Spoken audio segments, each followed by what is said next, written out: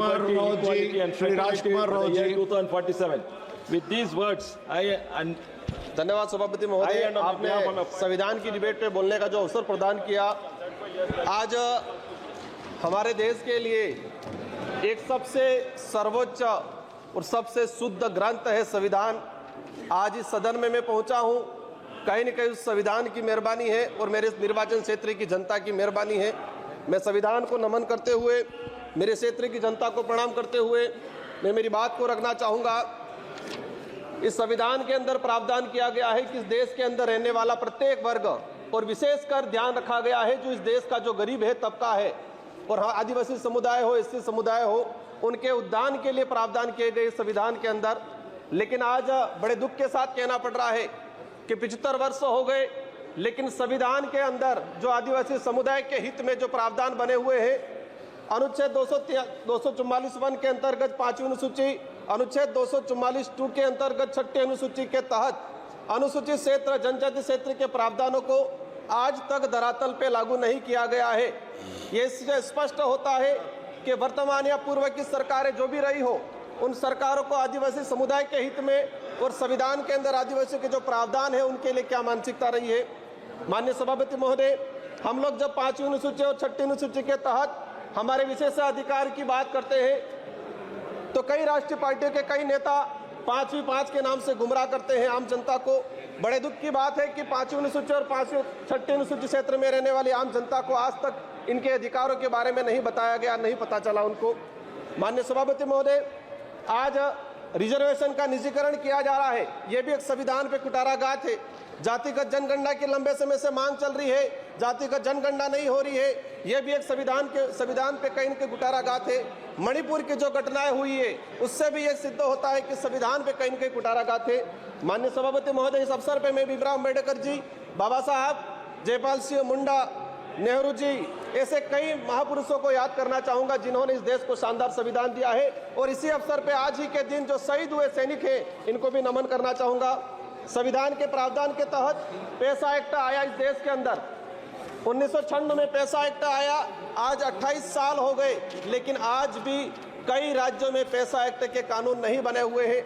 माननीय सभापति महोदय, पैसा एक्ट में प्रावधान है कि शेड्यूल एरिया के अंदर जो भी जमीन है, कोई भी उद्योगपति या कोई भी गवर्नमेंट लेती है तो उसको पैसा एक्ट की ग्राम सभा के तहत अनुमति लेना अनिवार्य है। लेकिन आदिवासी क्षेत्र के अंदर देखा गया है कि राष्ट्रहित के नाम से भूमि अधिग्रहण की जाती है, पैसा एक्ट को नजरअंदाज किया जाता है। हमने कई जगह देखा खनन के नाम पे पैसा एक्ट के तहत ग्राम सभा का बिना परमिशन के और लिया गया। कहते हैं राष्ट्रहित, आदिवासियों का घर उजाड़ के किसी उद्योगपतियों को जमीन देना कौन सा राष्ट्रहित है। आप देख सकते हैं, सबसे बड़ा उदाहरण है हसदेव का, जहां पर फर्जी ग्राम सभा गठित किया गया। क्लियर है कि ये कहीं न कहीं पूरे संविधान की धज्जियां उड़ाने का काम किया गया है। माननीय सभापति महोदय, हम अगर देखना चाहें कि कितनी जगह पैसा एक्ट की ग्राम सभा की अनुमति ली गई, पिछले 10 सालों के अंदर कितने प्रोजेक्ट ट्राइबल इलाके में लागू किए गए और कितनी जगह पैसा एक्ट की ग्राम सभा ली गई है। 10 सालों का अगर डाटा निकाल के देखेंगे, दूध का दूध, पानी का पानी हो जाएगा और यह स्पष्ट हो जाएगा कि वर्तमान सरकारें हो या पूर्व की सरकारें हो, आदिवासी समुदाय के जो संवैधानिक अधिकार है उनके लिए कितने संवेदनशील है। माननीय सभापति महोदय, आज अगर हम बात करें, जब जयपाल सिंह मुंडा संविधान सभा की जब चर्चा हो रही थी तो जयपाल सिंह मुंडा ने कहा था कि आदिवासियों को लोकतंत्र सिखाने की जरूरत नहीं है, आदिवासियों से लोकतंत्र सीखने की जरूरत है जो हजारों सालों से जीता आ रहा है।